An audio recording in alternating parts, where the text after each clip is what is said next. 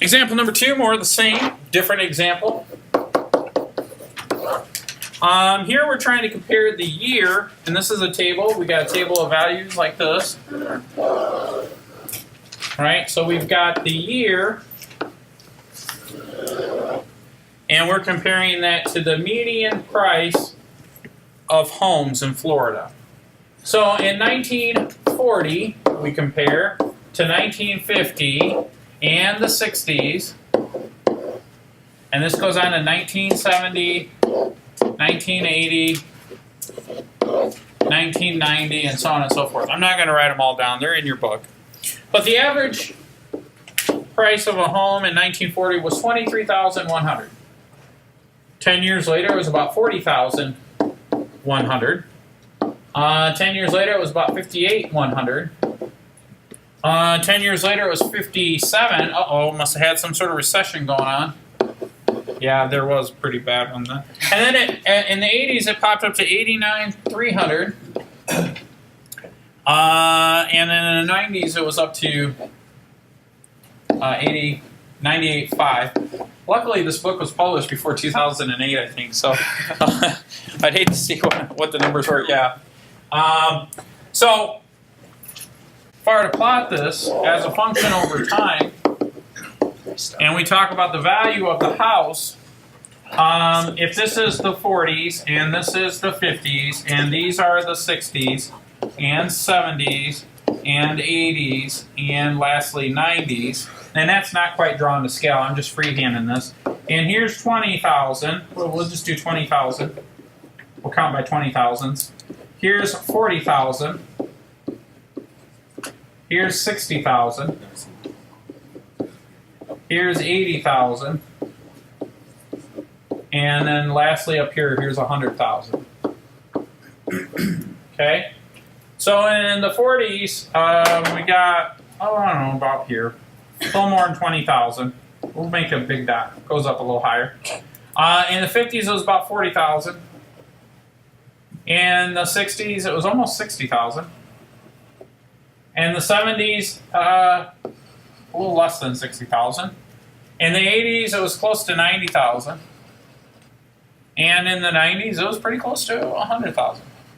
I realize that I'm sketching this by hand, so it's not quite to scale. Mr. Adams is kind of doing it in a hurry and talking and stuff. But clearly, by looking at it, there's some sort of mathematical correlation. So, can I find that? If there is a mathematical correlation, can I write the equation of the line? Yeah. How do I do that? Well, I could arbitrarily just choose any 2 points on the line. So I could pick any 2 points on the line that I want and see what I would get. So what we could do is we could let this equal 0. This could be 10. This could be 20. This could be 30. In time, if we start collecting this data in 1940, that's really the 0th year, right? And then 10 years later, in 1950, if I collect data, that's 10 years later, and so on and so forth. So would it matter? No, it doesn't matter. But why am I switching it? Well, because I want to know how long I need to keep my house. I could predict what year I want to sell my house, but maybe I want to know what will be the value of the home after I pay off my 30-year mortgage or whatever, right? So maybe I want to measure in terms of the amount of years from the time that I purchased it, right? So I might want to count, 10, 20, 30, 40, not 1940, 1950.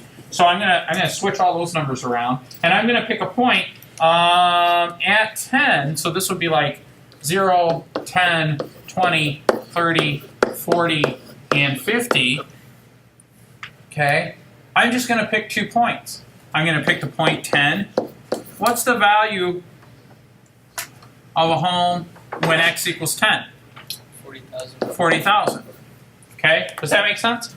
And I'm just going to pick that point, and you know what? Just to make my life a little easier, I'm just going to round it to 40,000. And then I'm going to pick, actually the textbook asks a very specific question. They want to know what's the average value of homes in 2020. So if you keep counting to 2020, you really are going to count to 55, right? Or no, it was not 2020. Actually, I want to back up. I'm going to choose. Let's just choose 50. Let's make it a little easier. So this isn't exactly the way it is in the book, but I want to make it easier for you guys. So what's the value at 50? 100,000. 100,000 roughly. Now the reason I did that is because I want to find the slope of this thing. So now to write the equation of the line, I need to find the slope and a point on the line. So I have the slope is going to be y sub 2 minus y sub 1 all over x sub 2 minus x sub 1.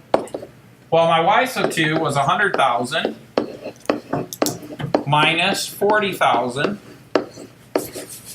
And then I went 50 minus 10, right? Yep. Is that right? Did I do that right? Yes.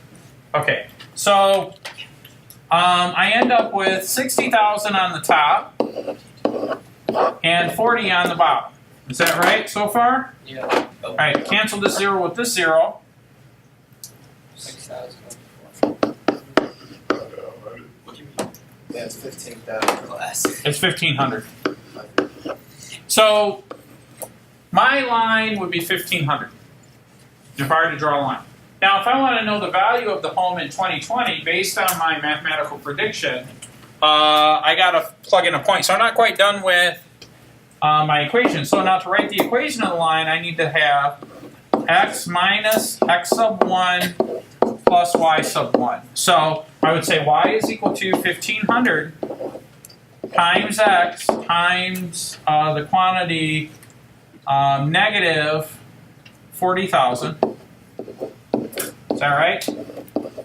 Somebody get a calculator out. I'm going to need your help. No, 40,000 was not the x value. That's the y value. 10. Yeah, it would be 10 plus 40,000, right? Okay. Okay. So, well, I guess I don't need a calculator, but 1,500x, right? Yeah. And then 1,500 times 10 is minus 15,000. 15,000 plus 40,000. All right, shh, guys, settle down. I'm recording, okay? I don't want to have to filter out your guys' little side chat. 25,000. So I've got y is equal to 1,500x plus 25,000.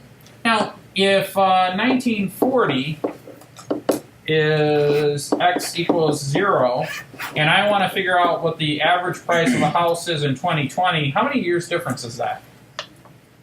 80 years? Yeah.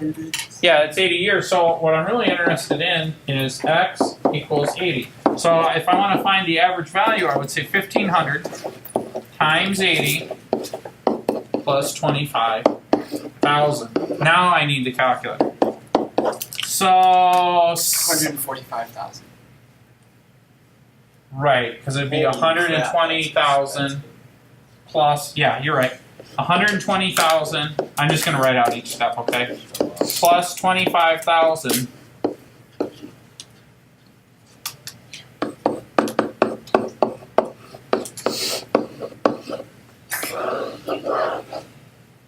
So the average price in Florida in 2020, if you bought a house in 1950s and you paid 40,000 for it in the year 2020, it should, based on this mathematical model, be close to 145,000. Actually, that's pretty cheap. Yeah, I was going to say for Florida. When did you buy your house?